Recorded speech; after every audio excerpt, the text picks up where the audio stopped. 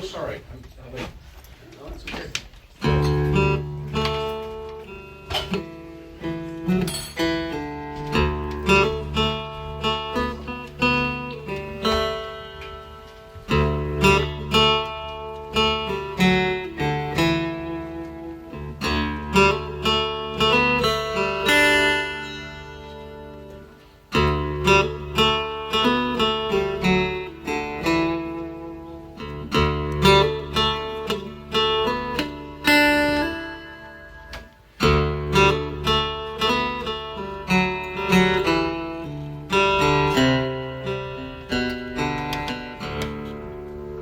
Tonopah Bill was a desert rat who had traveled the gold camps through.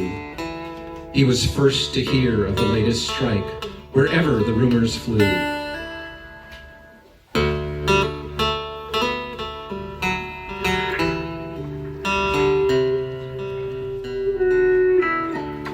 In the frozen north or the Rio Grande, he looked for elusive pay, and tales of his wonderful luck would spread in a most remarkable way.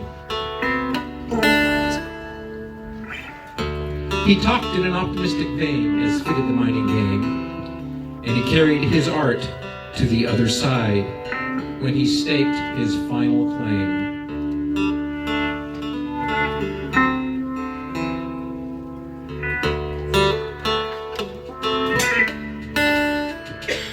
For he started forth in the Milky Way and rapped on the pearly gates, and when St. Peter confronted him, he asked for permanent rates.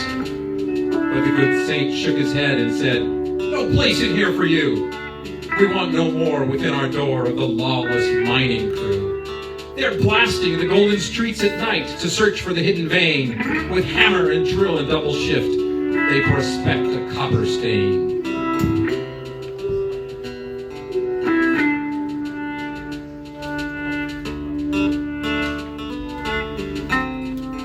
They have pitched their taints and staked their claims as far as the eye can see, for they cannot forget the lure of gold in all eternity.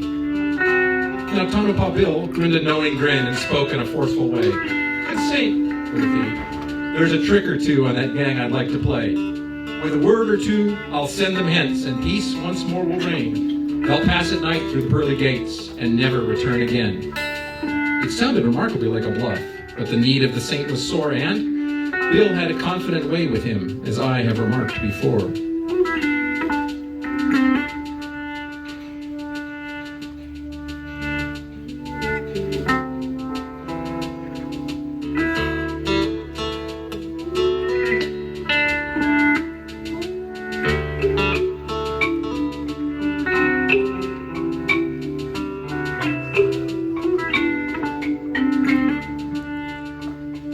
So the gates flew wide, and he entered in, and straight to the camp he drew, where he told a marvelous tale to that restless mining crew.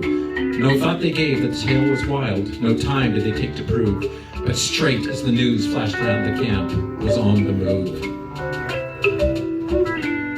St. Peter looked in vast amaze. "Tell me," he began, "what means you used to start so quick this mining caravan?"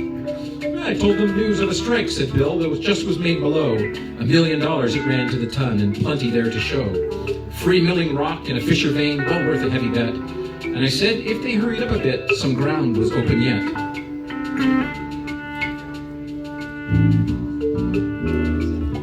The good saint looked aghast and said, "That story is absurd." "Perhaps," said Bill with a cheerful grin. "'Tis a rumor that I've heard." It was not long ere the watchful saint saw Bill approach again. His mining tools were on his back, and argument was in vain. "Mighty sorry to go," said he, "and say goodbye to you, but I'm off to join the others, for the rumor might be true."